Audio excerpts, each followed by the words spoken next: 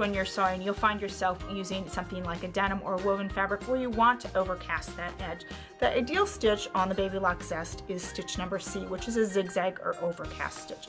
The first thing we're going to do is we're going to adjust our stitch length to 2, and we're going to make sure our stitch selector dial is on C.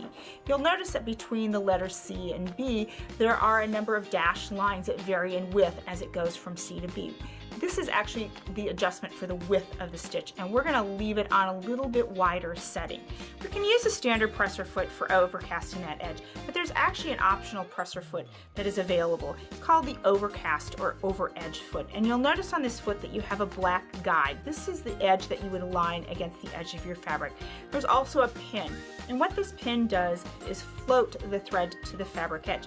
One thing you want to be very conscious and very careful about is that you have that zigzag set up as its widest width so that the needle can clear that pin. If the needle does not clear that pin, what will happen is that it will hit the pin and you will break a needle. So I've made sure that I've not adjusted my stitch width to anything smaller than what the widest width is. And you can see that that thread is going back and forth over that pin and aligning the fabric edge against that edge of that guide. I'm going to have the perfect over edge to my woven fabric such as denim or a cotton. Now if I wanted to, I could go ahead and I could lengthen that stitch like that, and that would make a much wider, much longer stitch covering more of that fabric edge. So I've come to my end, I'm going to take my needle out and I'm going to take a look at what my edge of my fabric looks like with the overcast or the zigzag stitch along that edge. And that is absolutely stunning and a great way to finish off the edge of any woven fabric.